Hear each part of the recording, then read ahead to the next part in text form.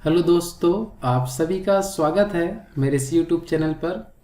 और हम पढ़ रहे हैं छत्तीसगढ़ जी के। और छत्तीसगढ़ जी के टॉपिक में आज का हमारा जो टॉपिक है वो है छत्तीसगढ़ के उद्योग के बारे में। तो छत्तीसगढ़ के उद्योग से संबंधित हमारे एग्ज़ाम में जो जो प्रश्न बन सकते हैं उन सभी को हम इस वीडियो में पढ़ेंगे। और यह हमारा छत्तीसगढ़ जीके का ये 15वां नंबर का क्लास है। इससे पहले मेरा चैनल भीम सर में आप 1 से 14 तक के वीडियो अपलोड हो चुके हैं, जिसमें छत्तीसगढ़ के विभिन्न टॉपिकों पर चर्चा की गई है। और आज हम चर्चा करेंगे छत्तीसगढ़ के उद्योग के बारे में। और मैं बता दूं कि कैरियर एकेडमी दल्ली राजरा छत्तीसगढ़ के द्वारा MCQ ऑब्जेक्टिव टेस्ट प्रोग्राम प्रारंभ किया गया है। और आज का हमारा दिनांक है 16/6/2020। और आज का हमारा जो MCQ जो टेस्ट होता है, तो MCQ ऑब्जेक्टिव टेस्ट में आज का जो टॉपिक है छत्तीसगढ़ के उद्योग के बारे में। और प्रतिदिन समय रात 10 बजे से 11 बजे के बीच में आपके व्हाट्सएप नंबर पर ऑनलाइन टेस्ट लिया जाता है। आप मेरे पर्सनल नंबर से आपको ऑब्जेक्टिव क्वेश्चन दिए जाएंगे, जिससे आपको 1 मिनट के अंदर उसका आंसर देना होता है। और 1 मिनट के बाद मैं उस क्वेश्चन का आंसर बताता हूँ। तो इस प्रकार से यह 1 घंटा तक का जीके का ऑब्जेक्टिव टेस्ट चलता है, जिसमें हम आज का जो हमारा विषय है छत्तीसगढ़ के उद्योग से संबंधित, इस MCQ ऑब्जेक्टिव टेस्ट के अंतर्गत आपको क्या क्या लाभ है, क्या क्या फ़ायदा है, उसे हम जान सकते हैं। इस ऑब्जेक्टिव टेस्ट के माध्यम से आपको टॉपिक से संबंधित डिटेल नोट्स प्रोवाइड कराया जाएगा, टॉपिक से संबंधित डिटेल वीडियो प्रोवाइड कराया जाएगा। जैसे ही टेस्ट खत्म होगा उसके बाद पूछे गए ऑब्जेक्टिव क्वेश्चनों का PDF भी आपको दिया जाएगा, जिससे आप एग्ज़ाम से पहले रिवाइज कर सकते हैं और आप अच्छे से अच्छा एग्ज़ाम फाइट कर सकते हैं। जल्द से जल्द इस प्रोग्राम में जुड़ने के लिए आप मुझे 9179549957 इस नंबर पर SGK MCQ लिख कर मैसेज करना होगा। जिसके बाद आप मेरे इस MCQ ऑब्जेक्टिव टेस्ट प्रोग्राम में जुड़ जाएंगे। इस MCQ ऑब्जेक्टिव टेस्ट का जो फीस है 150 रुपये प्रति माह रखा गया है, जिसे आप 8236007734 इस नंबर पर गूगल पे या फ़ोन पे के माध्यम से पेमेंट कर सकते हैं। और पेमेंट करने के बाद उसका स्क्रीनशॉट लेकर भेजना होगा। उसके बाद ही आप इस प्रोग्राम में जुड़ पाएंगे और इसका लाभ आसानी से उठा पाएंगे। तो चलो स्टार्ट करते हैं हम छत्तीसगढ़ के उद्योग के बारे में, जो हमारा टेस्ट का आज का टॉपिक है। तो हम छत्तीसगढ़ के उद्योग को जिले वाइज पढ़ेंगे। और जिसमें हमारा जो सबसे पहला जो जिला देखते हैं कोरबा जिला। तो कोरबा जिले के अंदर जो भी मुख्य उद्योग है उन्हें हम देखते हैं क्या क्या है। यहाँ पर नक्शे में देख सकते हैं, ये है हमारा कोरबा जिला। इस कोरबा जिले के अंतर्गत सबसे पहले अपन उद्योग देखते हैं, जिसका नाम है आपका भारत एल्यूमिनियम कंपनी, जिसे कहा जाता है आपका बाल्को, भारत एल्यूमिनियम कंपनी। तो इसके बारे में देखते हैं क्या विशेषता है। तो बाल्को की स्थापना हुआ है 24 नवंबर 1965 को इसका स्थापना किया गया था। और इसका जो उत्पादन प्रारंभ हुआ है आपका 1975 से। स्थापना हुआ है 65 में और उत्पादन प्रारंभ हुआ है 1975 में। और यहाँ पर देखते हैं कि बाल्को में जो कच्चे माल की आपूर्ति कैसे कैसी होती है और कहाँ कहाँ से होता है। तो बाल्को में जो कच्चे माल की जो आपूर्ति वर्तमान में एल्यूमिनियम का जो मुख्य है वो बॉक्साइड है। तो बॉक्साइड जो मुख्य रूप से प्राप्त होता है आपका मैनपाट क्षेत्र सरगुजा से। आप देख सकते हैं ये जो हमारा जो क्षेत्र है सरगुजा, यही है आपका मैनपाट। यहाँ से आपका बाल्को में बॉक्साइड लाया जाता है। और इससे पहले इनको बॉक्साइड कहाँ से प्राप्त होता था, तो ये होता था आपका फुटका पहाड़। और फुटका पहाड़ आपका कोरबा जिले के अंतर्गत ही आता है। ठीक है, तो ये होगा बॉक्साइड के बारे में। बाल्को को जो कोयला जो प्राप्त होता है वो कोरबा से ही प्राप्त होता है, और बाल्को कंपनी ही कोरबा में है। बाल्को को जल की आपूर्ति कराई जाती है हसदो बांगो जलाशय से। ये भी आपको कोरबा जिले के अंतर्गत ही है, हसदो बांगो जलाशय। बाल्को को विद्युत के बारे में देखें तो विद्युत आपूर्ति का जो मुख्य अपन पॉइंट देखते हैं, तो बाल्को को विद्युत प्राप्त होता है आपका NTPC कोरबा से। और इसका स्वयं का भी विद्युत उद्योग है, जिससे इन्हें विद्युत प्राप्त होता है। तो ये हो गया इनके कच्चे माल के बारे में, जो बहुत ही इंपॉर्टेंट है बाल्को को लेकर। आगे बढ़ते हैं, तो बाल्को के बारे में अपन को और क्या जानना है, तो इसकी विशेषता ये है कि बॉक्साइट की आपूर्ति वर्तमान में मैन पार्ट से हो रही है, तो अभी भी अपन देख चुके हैं। बताया गया है कि आपका जो हंगरी व रूस के तकनीकी सहयोग से इसे निर्मित किया गया है। बाल्को को हंगरी और रूस के तकनीकी सहयोग से निर्मित किया गया है। नेक्स्ट पॉइंट है, बाल्को वर्तमान में संयुक्त क्षेत्र की कंपनी है, क्योंकि भारत सरकार के द्वारा सन 2001 में 51% शेयर स्टरलाइट कंपनी को विनिवेशित कर दिया गया है, जिसके बाद ये आपका संयुक्त क्षेत्र की कंपनी बन गया है। मतलब इसमें स्टरलाइट कंपनी का हिस्सा है 51% और भारत सरकार का हिस्सा है आपका 49%। जिस प्रकार से अपन बोल सकते हैं यह क्या है, आपका संयुक्त क्षेत्र की ये कंपनी है, ये आपको याद रखना है। और भारत सरकार ने इसे कब विनिवेशित किया है, तो क्या बताएंगे, 2001 में विनिवेशित किया गया है। ठीक है, नेक्स्ट आगे बढ़ते हैं। ये जो बाल्को कंपनी को किसने खरीदा है, तो स्टरलाइट कंपनी के द्वारा खरीदा गया है, जिसके मालिक का नाम है अनिल अग्रवाल। क्या नाम है, अनिल अग्रवाल के द्वारा इसे खरीदा गया है। कितने मूल्य में, तो 551 करोड़ में इसे खरीदा गया है। और खरीदने के बाद अपन हिस्सा देखें तो स्टरलाइट कंपनी का हिस्सा है आपका 51% और भारत सरकार का हिस्सा है आपका 49%। तो ये हो गया हिस्सेदारी के बारे में। इसका मुख्य पॉइंट है ये है, बाल्को से जो उत्पादित एल्यूमिनियम का उपयोग मिसाइल व विमान बनाने में मुख्य रूप से किया जाता है। उदाहरण के लिए अपन देखें तो पृथ्वी नामक जो मिसाइल है वो बाल्को के ही एल्यूमिनियम से बनाया गया है। अग्नि नामक जो मिसाइल है ये भी बाल्को के ही एल्यूमिनियम से बनाया गया है। और बाल्को को कुछ विशेष पुरस्कार भी दिया गया है, अपन देखते हैं। जिसमें सबसे पहला जो पुरस्कार वो है आपका अंतरराष्ट्रीय ग्रीन एप्पल रजत पुरस्कार, जिसे दिया गया सन 2009 में। किसके लिए दिया गया, तो फ्यूज तकनीकी के लिए।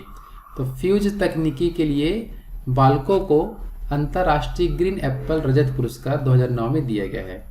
दूसरा अपन पुरस्कार का बात करें तो राष्ट्रीय स्तर पर सृष्टि गुड ग्रीन गवर्नेंस अवार्ड, कौन सा आपका सृष्टि गुड ग्रीन गवर्नेंस अवार्ड दिया गया है वर्ष 2009 में।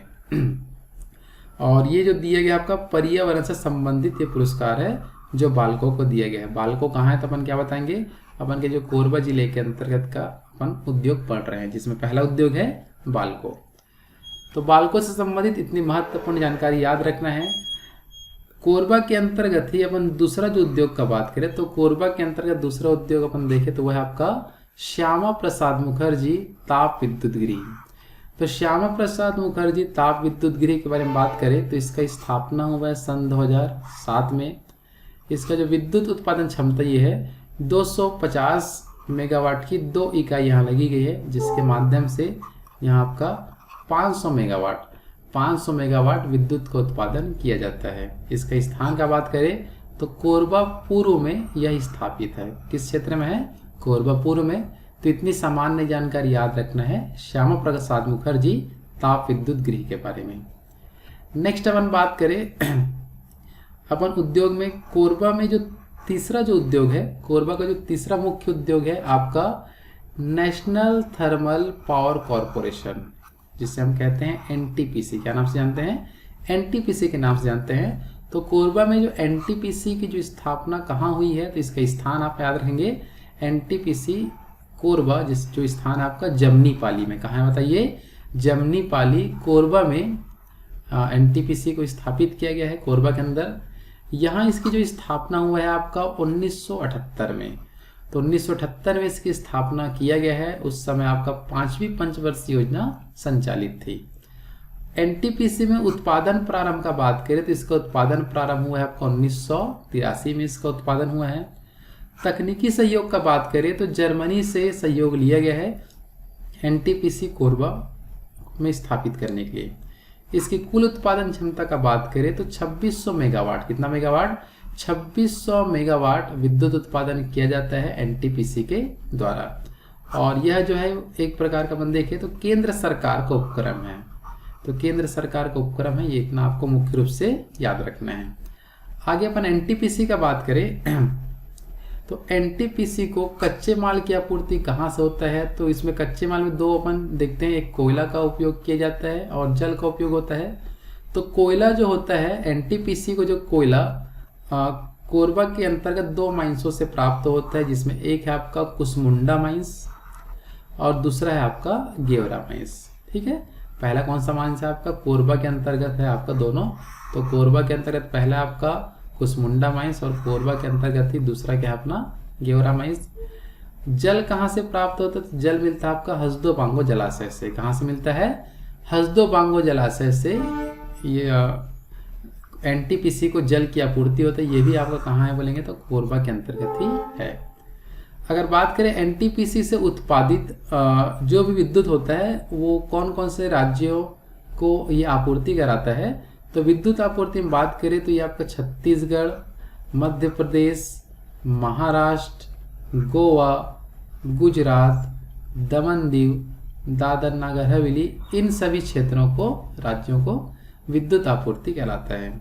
अगर बात करें अपन एनटीपीसी से छत्तीसगढ़ को 14% बिजली प्राप्त होता है। कितना परसेंट, 14% ही बिजली प्राप्त होता है और बाकी जो हो अदर स्टेट को आपूर्ति कराता है। ठीक है, नेक्स्ट आगे बढ़ते हैं।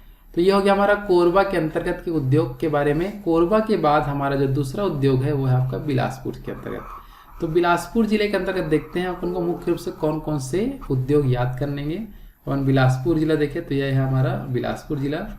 तो बिलासपुर के अंतर्गत प्रमुख उद्योग में सबसे पहले अपन देखते हैं नेशनल थर्मल पावर कॉरपोरेशन। इसे अभी अभी देखते हैं, इसे अपन शॉर्ट में क्या बोलते हैं, एनटीपीसी। तो एनटीपीसी बिलासपुर में भी स्थापित है और जिसका स्थान है आपका सीपत, जिसे कहा जाता है एनटीपीसी सीपत के नाम से जानते हैं। इससे पहले अपन देखे थे एनटीपीसी कोरबा और ये आपका एनटीपीसी सीपत। तो एनटीपीसी सीपत आपका है बिलासपुर के अंतर्गत, जिसे कहा जाता है आपका राजीव गांधी ताप विद्युत गृह। क्या नाम से जानते हैं, राजीव गांधी ताप विद्युत गृह के नाम से इसे जाना जाता है। इस एनटीपीसी सीपत की स्थापना वर्ष 2002 में हुआ है और उत्पादन प्रारंभ वर्ष 2008 में हुआ है।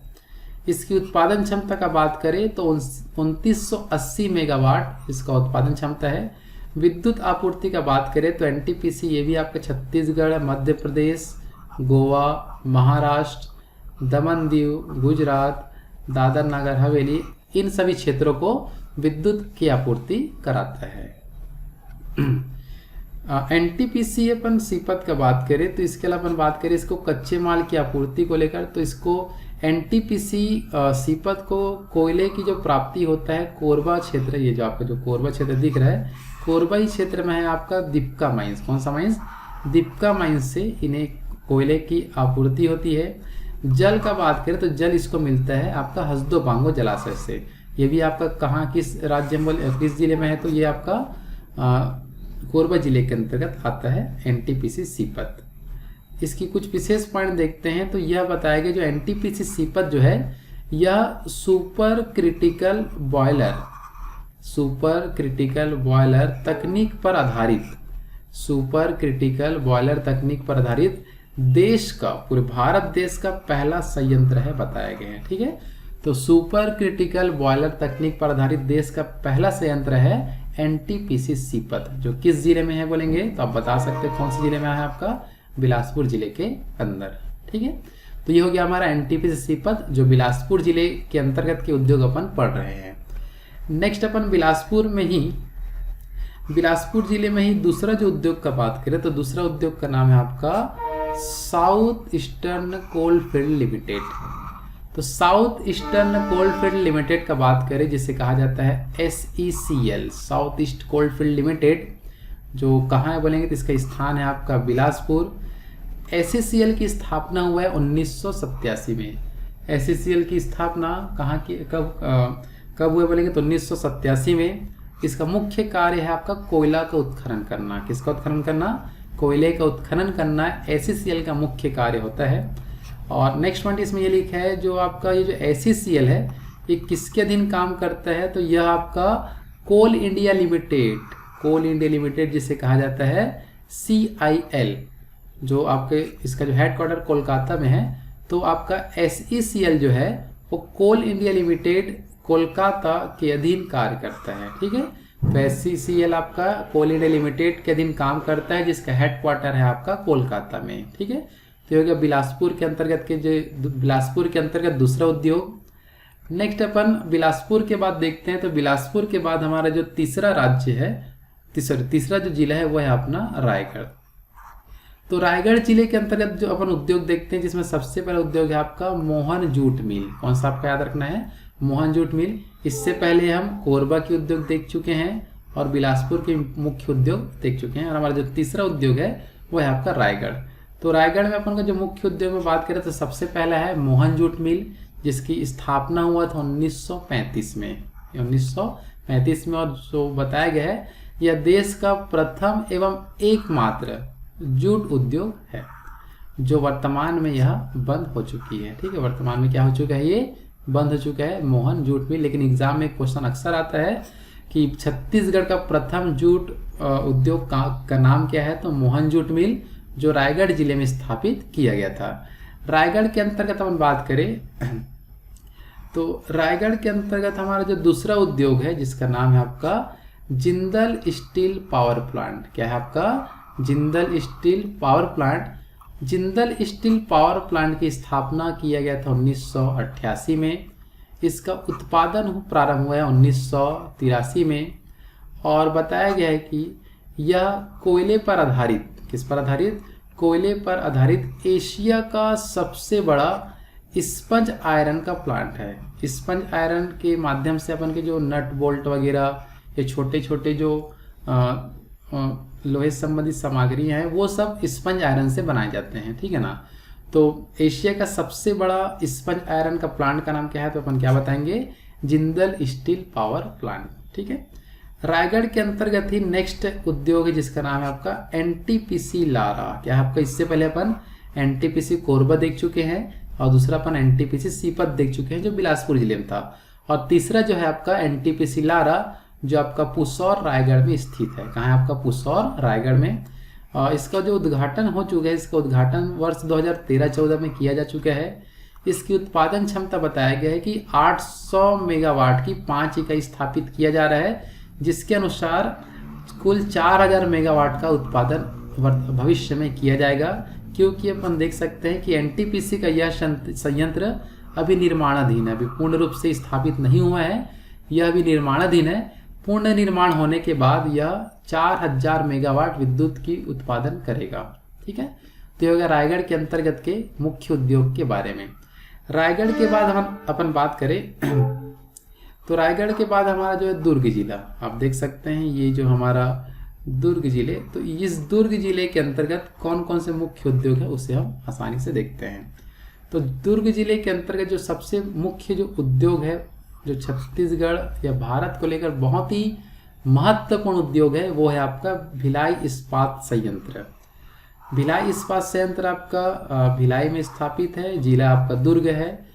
BSP, इसी को शॉर्ट बोलते हैं BSP। क्या बोलेंगे? BSP। तो BSP का जो स्थापना हुआ है आपका 1955 में, द्वितीय पंचवर्षीय योजना के दौरान, और इसका जो उत्पादन प्रारंभ हुआ है 1959 में। स्थापना 1955 में और उत्पादन 1959 में हुआ है, और 1959 में ही इसका उद्घाटन के लिए भारत के तत्कालिक राष्ट्रपति, जिसका नाम है आपका डॉक्टर राजेंद्र प्रसाद, वो यहाँ आए थे। ठीक है, तो 1959 में भारत के तत्कालिक राष्ट्रपति डॉक्टर राजेंद्र प्रसाद द्वारा भिलाई इस्पात संयंत्र का उद्घाटन किया गया। स्थापना को लेकर इस सहयोग कौन किया? तकनीकी सहयोग तो किया आपका रूस ने। तो भिलाई इस्पात संयंत्र की स्थापना में सहयोग कौन किया है? रूस।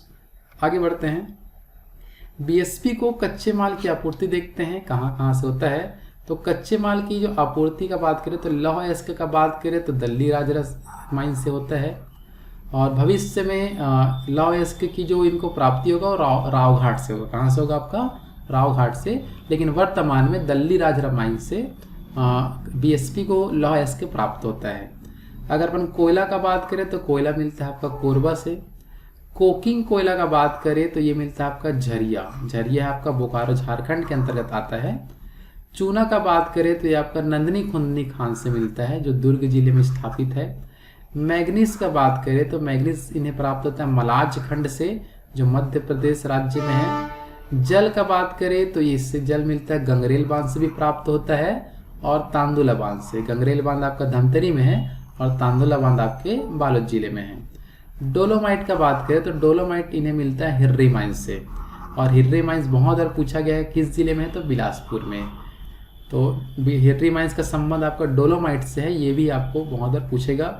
और इन्हें जो विद्युत आपूर्ति होता है वो आपका एनटीपीसी कोरबा से, किससे मिलता है? एनटीपीसी कोरबा से इन्हें विद्युत की आपूर्ति होती है।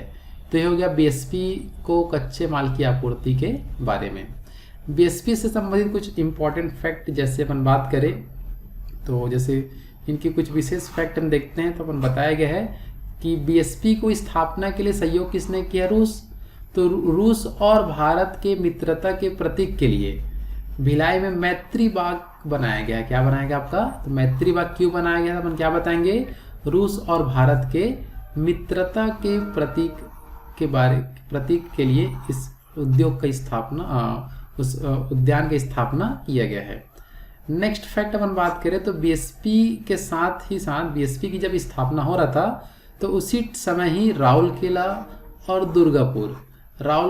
दुर्गापुर इस्पात संयंत्र का निर्माण किया गया है, जिसमें बताया गया है कि राउरकेला संयंत्र की स्थापना के लिए सहयोग किया आपका जर्मनी ने और दुर्गापुर इस्पात संयंत्र के लिए स्थापना के लिए सहयोग किया आपका ब्रिटेन ने।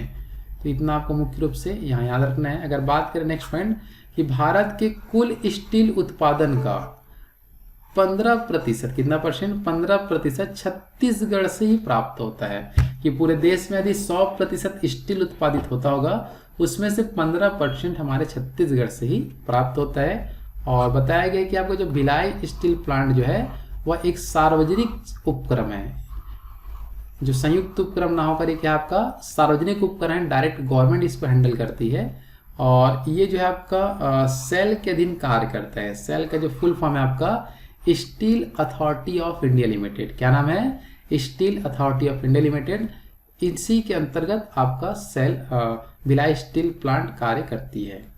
इसके अलावा अपन कुछ और फैक्ट देखें, जैसे कि अपन बात करें तो बीएसपी के द्वारा जो आपका बीएसपी जो है आपका स्थानीय लोक कला एवं संस्कृति को प्रोत्साहन के लिए नियमित महोत्सव का आयोजन करता है एवं कुछ कलाकारों को बीएसपी के द्वारा संरक्षण भी प्रदान करता है।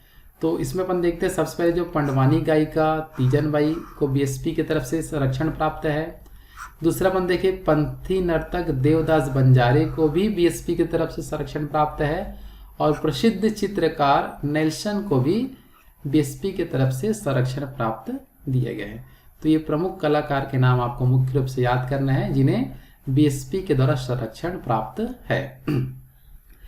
तो अपन मुख्य रूप से ये हो गया अपन के भिलाई स्टील प्लांट के बारे में। हम पढ़ रहे हैं दुर्ग जिले के अंतर्गत के उद्योग के बारे में। दुर्ग जिले के अंतर्गत बीएसपी हो चुका है। और सेकेंड जो मुख्य उद्योग है जिसका नाम है आपका एसोसिएट सीमेंट कंपनी। तो एसोसिएट सीमेंट कंपनी को ही कहा जाता है आपका एसीसी सीमेंट। क्या बोलते हैं? एसीसी। तो एसीसी की स्थापना हुआ है आपका 1965 में।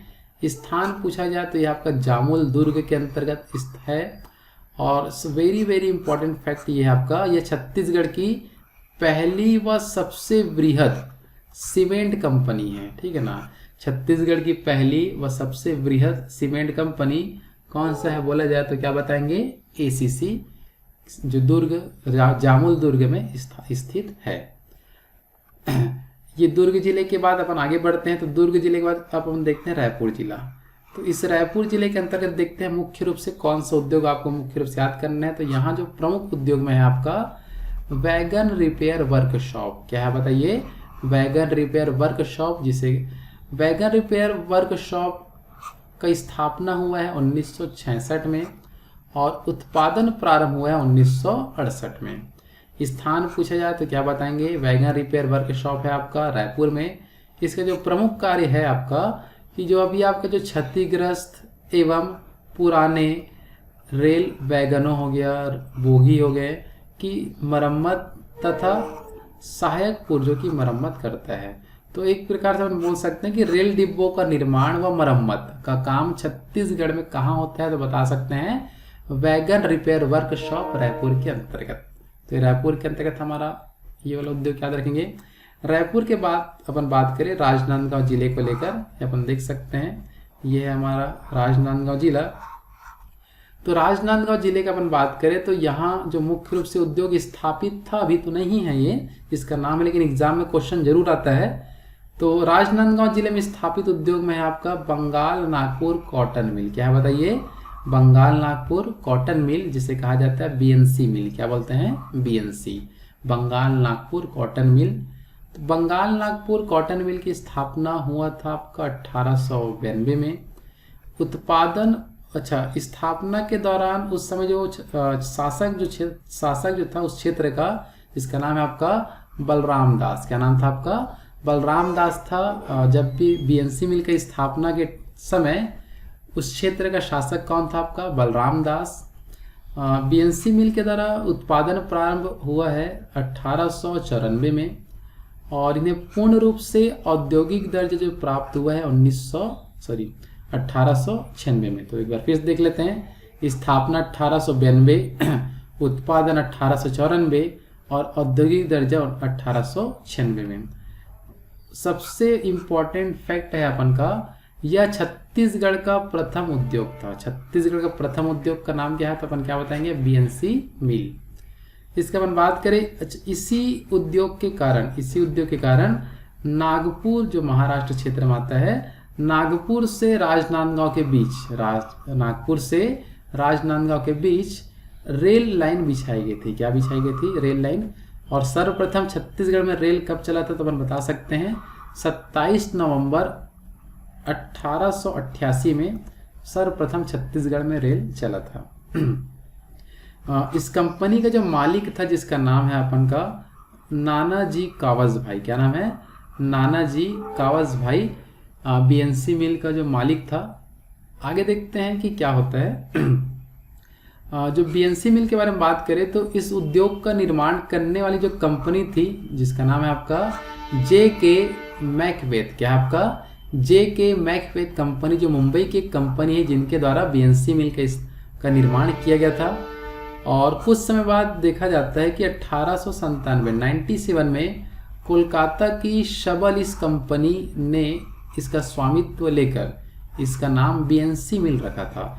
इससे पहले अपन बात करें तो इससे पहले अपन देख सकते हैं कि इसका जो मालिक कौन था बताइए।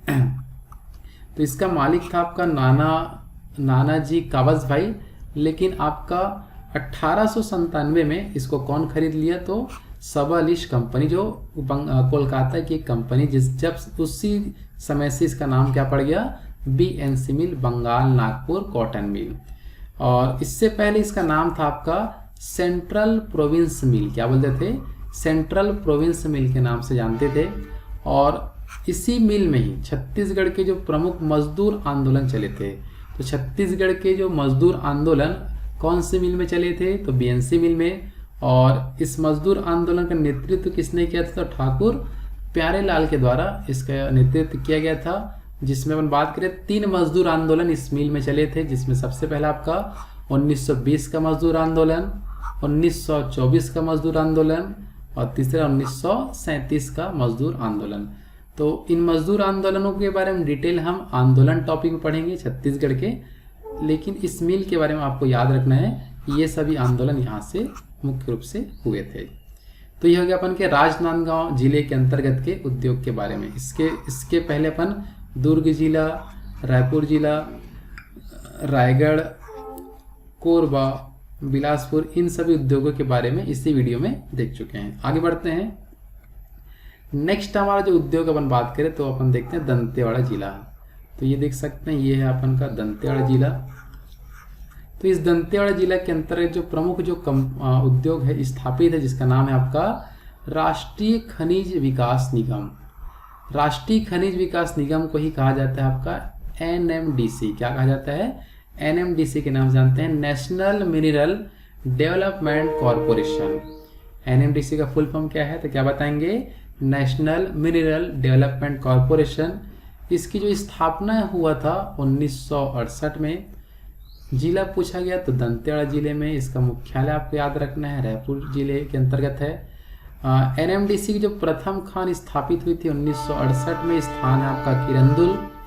द्वितीय खान की स्थापना हुआ था 1980 में, स्थान है आपका बचेली। तृतीय खान की स्थापना हुआ था आपका 1988 में, स्थान है आपका बैलाडीला। तो ये प्रमुख खान आपको मुख्य रूप से याद करेंगे, किरंदुल, बचेली और बैलाडीला। तो यह हमारा दंतेवाड़ा जिले के अंतर्गत के प्रमुख उद्योग के बारे में। उद्योग टॉपिक को लेकर हम और मुख्य टॉपिक देखें तो छत्तीसगढ़ के प्रमुख उद्योग में शक्कर कारखानों को लेकर भी बहुत बार क्वेश्चन बन चुका है। तो शक्कर कारखानों के बारे में देखते हैं कौन कौन सा मुख्य पॉइंट आपको याद रखना है। तो सबसे पहला पॉइंट है अपन का, सबसे पहला जो शक्कर कारखाना छत्तीसगढ़ का वो है आपका भोरमदेव सहकारी शक्कर कारखाना। तो भोरमदेव सहकारी शक्कर कारखाना कहाँ है बोलेंगे तो ये है आपका कबीरधाम, जिसे कवर्धा कहा जाता है। तो कबीरधाम में ये शक्कर कारखाना है। भोरमदेव शक्कर कारखाने की स्थापना हुआ है सन 2002-3 के अंतर्गत। स्थान पूछा जाता है तो ये आपका रामहेपुर कबीरधाम जिले में स्थापित है। सबसे इम्पोर्टेंट फैक्ट ये है कि यह छत्तीसगढ़ का प्रथम शक्कर कारखाना है। यह छत्तीसगढ़ का प्रथम शक्कर कारखाना है और यहाँ शक्कर उत्पादन के अलावा 6 मेगावाट, कितना मेगावाट, 6 मेगावाट विद्युत का उत्पादन भी किया जाता है।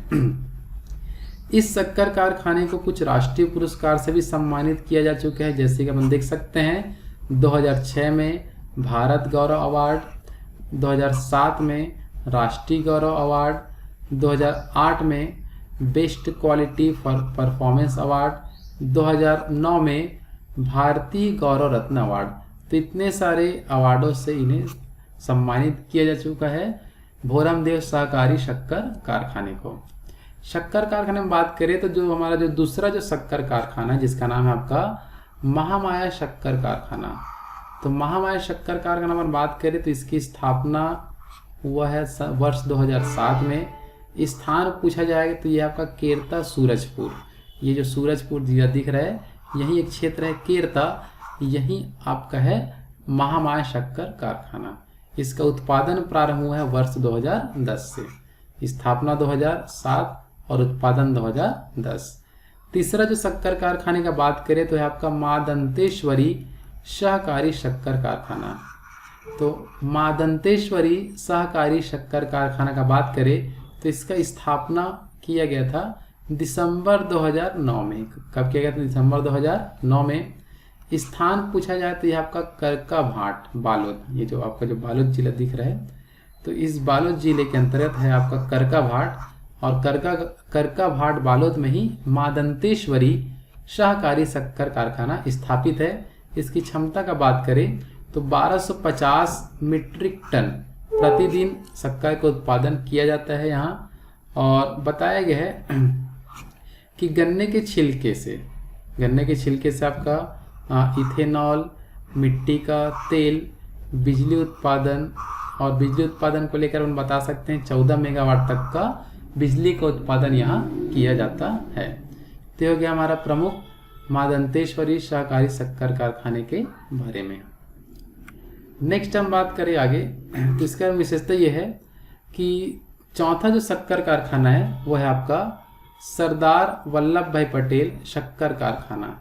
सरदार वल्लभ भाई पटेल शक्कर कारखाना अगर बात करें तो इसका स्थापना हुआ है वर्ष 2016 में।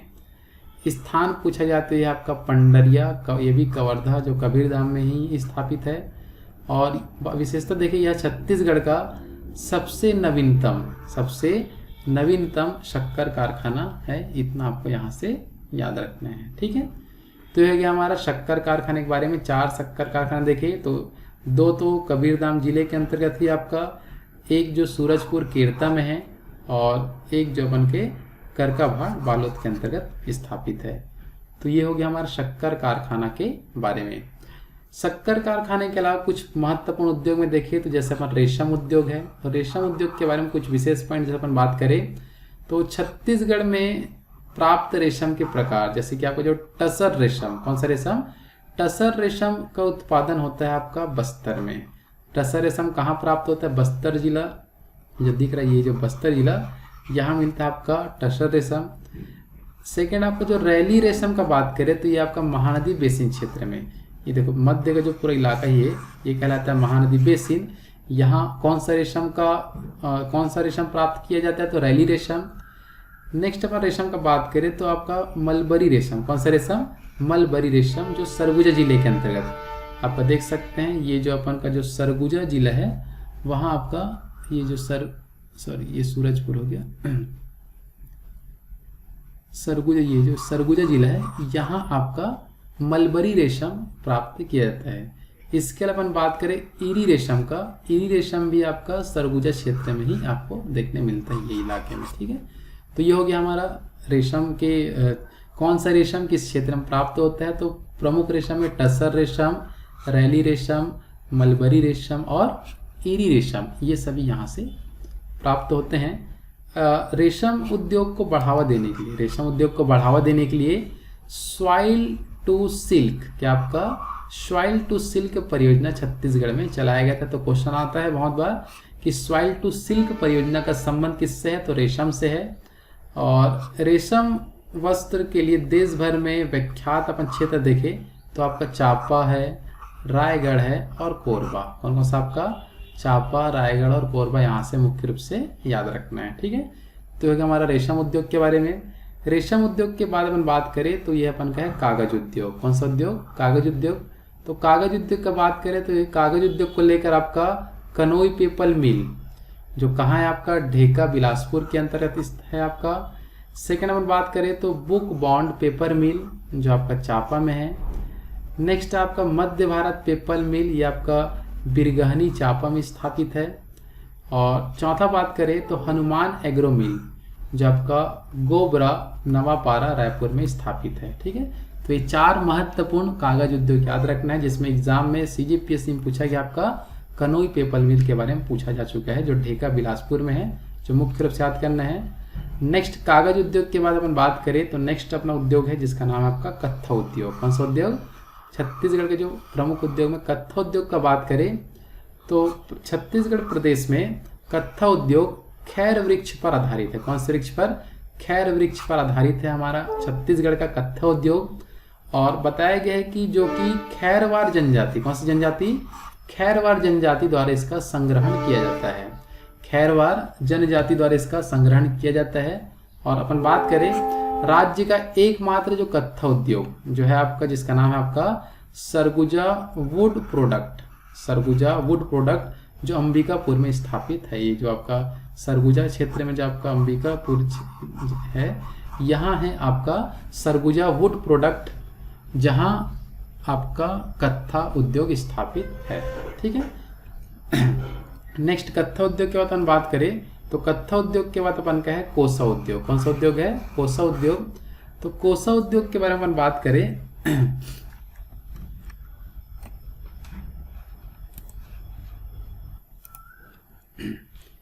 तो कोसा उद्योग का बात करें तो कोसा उद्योग का सबसे जो पहला फैक्ट है हमारा, जिसमें बताया गया है कि कोसा के कीड़े का पालन मुख्यतः, जो कोसा का जो कीड़ा होता है उसका पालन मुख्यतः देखते हैं कौन कौन से वृक्ष में होता है। तो अपन बता सकते हैं अर्जुनी का वृक्ष है, साजा वृक्ष है, साल वृक्ष है। इन तीनों वृक्ष में कोसा के कीड़े का पालन किया जाता है, जिससे कोसा हमें प्राप्त होता है। नेक्स्ट पॉइंट है अपन का जो कोसा सिल्क के लिए मशहूर जो क्षेत्र है वो आपका है चंद्रपुर। और चंद्रपुर कौन से जिले में आपका, जांजगीर चांपा। ये देख सकते हैं ये जो जांजगीर चांपा क्षेत्र में जो आपका चंद्रपुर है वो कोसा सिल्क के लिए मशहूर है। छत्तीसगढ़ में जो कोसा उद्योग मुख्यतः देखते हैं कहाँ कहाँ है, तो देखते हैं बस्तर में है, ये जो बस्तर जिला है अपन का दक्षिण में। सेकेंड हम बात करें सरगुजा, ये जो सरगुजा जिला दिख रहा है ये यहाँ स्थापित है। नेक्स्ट है अपना बिलासपुर क्षेत्र, ये जहाँ कोसा उद्योग स्थापित है। नेक्स्ट अपन बात करें चांपा क्षेत्र में, तो ये देख सकते हैं चांपा क्षेत्र है। और नेक्स्ट अपना है रायगढ़। तो इतने सारे क्षेत्रों में आपका कोसा उद्योग मुख्यतः स्थापित है। अगर अपन बात करें कोसा एवं रेशम उद्योग जो केंद्र कहाँ है, तो है आपका बस्तर जिले में। किस जिले में है, बस्तर जिले में है आपका कोसा एवं रेशम अनुसंधान केंद्र। तो कोसा उद्योग को लेकर इतने फैक्ट आपको मुख्य रूप से याद करना है। कोसा उद्योग के बाद अपन बात करें तो नेक्स्ट अपना उद्योग है आपका लाख उद्योग। कौन सा उद्योग है? लाख उद्योग। तो लाख उद्योग का बात करें तो अपन देखते हैं जो आपका पलाश, कुसुम एवं बेर, कौन कौन सा आपका पलाश, कुसुम एवं बेर के पौधे से लाख प्राप्त किया जाता है। तो लाख कहाँ से प्राप्त किया जाता है? पलाश, कुसुम एवं बेर के वृक्ष से। और लाख का जो प्रयोग देखते हैं क्या क्या चीज में किया जाता है। तो लाख का प्रयोग किया जाता है चूड़ी उद्योग में, वैक्स में, पेंट निर्माण में और आभूषण निर्माण में। इतने सारे क्षेत्र में लाख का लाख का प्रयोग किया जाता है। लाख का जो मुख्य संकेंद्रण कहाँ इसको इकट्ठा की जाती है अपने छत्तीसगढ़ में? तो ये होता है आपका धमतरी क्षेत्र में। कहाँ? आपका धमतरी जिले में इसका मुख्य संकेंद्रण है लाख का। लाख उद्योग के बाद अपन बात करें मुख्य सीमेंट उद्योग के बारे में तो सीमेंट उद्योग को लेकर बताया गया कि छत्तीसगढ़ में सीमेंट का सर्वाधिक कारखाना कहाँ है? तो बलौदाबाजार जिले में है। और छत्तीसगढ़ के मध्य भाग पर चूना पत्थर के भंडार हैं और चूना पत्थर से ही सीमेंट का निर्माण होता है। तो छत्तीसगढ़ का जो मध्य भाग दिख रहा है ये पूरा, यहाँ है आपका कौन सा? चूना पत्थर। और इसी चूना पत्थर क्षेत्र से ही आपका सीमेंट उद्योग में भाग होते हैं और बताया जाता है इसी कारण इस क्षेत्र में सीमेंट आधारित उद्योग पाई जाती है। तो सीमेंट आधारित उद्योग किस क्षेत्र में पाई जाती है? तो बता सकते हैं छत्तीसगढ़ के मध्य क्षेत्र में। सीमेंट का ही अपन और बात करें तो छत्तीसगढ़ के जो प्रमुख जो सीमेंट उद्योग देखते हैं कौन कौन सा है? तो एक अपन देख चुके हैं अपन एसोसिएट सीमेंट कंपनी, जिसे एसीसी कहा जाता है, जो छत्तीसगढ़ की प्रथम सीमेंट कंपनी 1965 में इसका स्थापना किया गया है। स्थान है आपका जामुल दुर्ग में तो ये जो जामुल दुर्ग दिख रहा है यहाँ है आपका एसीसी सीमेंट कंपनी। दूसरा अपन बात करें तो है आपका लाफार्ज 1, जो है आपका असरमेटा जांजगीर चांपा क्षेत्र में। ये आपका जो जांजगीर चांपा क्षेत्र में है यहाँ है आपका लाफार्ज फर्स्ट। लाफार्ज सेकंड का बात करें तो ये आपका सोनाडीह। कहाँ है आपका? सोनाडीह जो क्षेत्र है आपका बलौदाबाजार में है। आप देख सकते हैं ये जो क्षेत्र है ये है आपका बलौदाबाजार। यहाँ आपको बहुत सारे सीमेंट उद्योग देखने मिलेंगे। तो जैसे पहला अपन का है लाफार्ज 2, बलौदाबाजार में ही आपका अल्ट्राटेक सीमेंट फैक्ट्री जो हिरमी बलौदाबाजार में है। पांचवा बात करें तो ग्रासिम जो रवान बलौदाबाजार में स्थापित है। इसी के अलावा बात करें अंबुजा सीमेंट का, ये भी रवान बलौदाबाजार में स्थापित है। नेक्स्ट सातवां बात करें तो यहाँ आपका बिरला सेंचुरी सीमेंट जो बैकुंठ रायपुर में है। बैकुंठ रायपुर, ये जो बैकुंठ रायपुर में है आपका बिरला सेंचुरी। तो इतने प्रमुख आपको सीमेंट उद्योग फैक्ट्रियां याद रखना है जो एग्जाम के लिहाज से बहुत ही इंपॉर्टेंट होते हैं। सीमेंट उद्योग का अपन और पॉइंट देखें तो सीमेंट उद्योग के अलावा अपन कुछ नोट पॉइंट जैसे अपन बात करें तो छत्तीसगढ़ का पहला बीयर संयंत्र है आपका दुर्ग में स्थापित है। छत्तीसगढ़ का काजू शोध केंद्र है आपका बस्तर क्षेत्र में। छत्तीसगढ़ का जो माचिस उद्योग है वो आपका बिलासपुर, जो जिसे छत्तीसगढ़ का शिवा काशी कहा जाता है। और नेक्स्ट अपन बात करें तो ब्रिस्टल एवं पनामा सिगरेट उद्योग है आपका रायपुर क्षेत्र में। तो ये सब भी एग्जाम में पूछे जा चुके हैं। नेक्स्ट अपन पॉइंट बात करें तो अपन का जो अंतिम फैक्ट है जो उद्योग टॉपिक्स को लेकर जो पूछा जा सकता है तो छत्तीसगढ़ की जो प्रमुख औद्योगिक नीति, तो छत्तीसगढ़ की जो प्रमुख औद्योगिक नीति का बात करें जिसमें सबसे पहला है आपका ऑटोमोटिव उद्योग नीति जो 1 नवंबर 2012 से 31 अक्टूबर 2017 तक संचालित थी। दूसरा अपन बात करें तो कृषि एवं खाद्य प्रसंस्करण नीति जो 1 नवंबर 2012 से 31 अक्टूबर 2019 तक चली थी। तीसरा अपन बात करें तो है आपका छत्तीसगढ़ औद्योगिक नीति जिसका नाम ही है जो 1 नवंबर 2014 से 31 अक्टूबर 2019 तक चली थी। और वर्तमान में आपका ग्रामोद्योग नीति चलाया जा रहा है जो 1 नवंबर 2016 से 31 अक्टूबर 2021 तक संचालित रहेगी। तो ये हो गया हमारा छत्तीसगढ़ के प्रमुख औद्योगिक नीतियों के बारे में। इतना फैक्ट अपन को मुख्य रूप से याद करना है। तो ये हो गया हमारा छत्तीसगढ़ के उद्योग से संबंधित जो भी इम्पोर्टेंट फैक्ट थे जो आपके एग्जाम में आ सकते हैं पूर्ण रूप से कंप्लीट हो चुका है। इतना यदि आप देखते हैं तो आपको और कोई भी वीडियो देखने की आवश्यकता नहीं होगा उद्योग से रिलेटेड। आप इतना सही पूरा क्वेश्चन आराम से बना सकते हैं। यदि आपको मेरा वीडियो पसंद आए तो प्लीज़ मेरे इस वीडियो को लाइक शेयर सब्सक्राइब जरूर करें। धन्यवाद।